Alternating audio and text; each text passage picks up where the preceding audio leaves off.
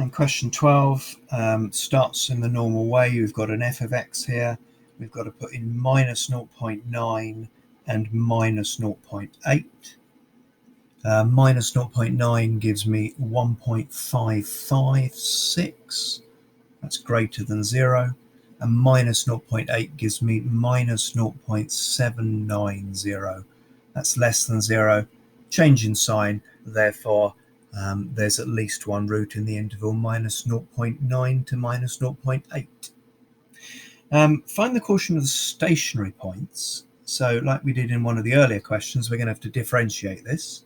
So differentiating this is going to give me 4x cubed minus 21. And so at the stationary point, f dashed of x equals 0. So I've got 0 equals this. If I add the 21 and divide by 4, and then cube root. So x is the cube root of 21 over 4 is the coordinate of the stationary point.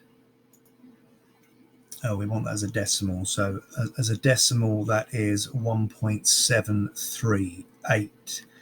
And I can work out the y value as well. So I've got 1.738 and minus 45.373. So there's my stationary point.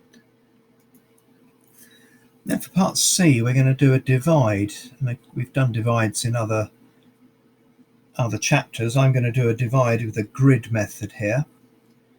And I'm going to get a cubic at the top there, aren't I? So x times what makes x to the power of 4. So it's going to be an x cubed here, because that gives me the x to the 4.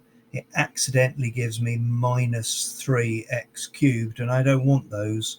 So I'll put 3x cubed in there, which means I need to add 3x squareds. The side product of that is a minus 9x squareds, and I don't want those at all. So I'll have to add 9x squareds here. So that means I'm going to have to add 9x's. The side product of that is 9 times 3 is minus 27x's. Now we do want some x's. We want minus 21 of them. So that means I need 6x's here to add them up. It means I need a plus 6 there. And 6 times 3, or 6 times minus 3 is minus 18. So there's the long divide, and that's what's left. So the last thing of this is to use all of these pieces of information to actually sketch the thing. And what we're trying to do there is that we know that it crosses the axis between minus 0.9 and minus 0.8. So we know it's going to be crossing the axis here. We do know it's crossing the y-axis there at minus 18. That's from right at the top there.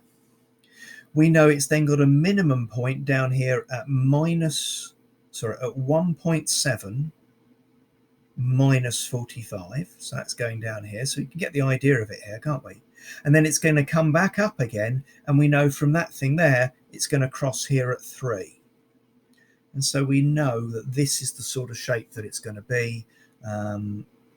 I'll curve it a little bit more, but that's the sort of thing that we're looking for in the sketch.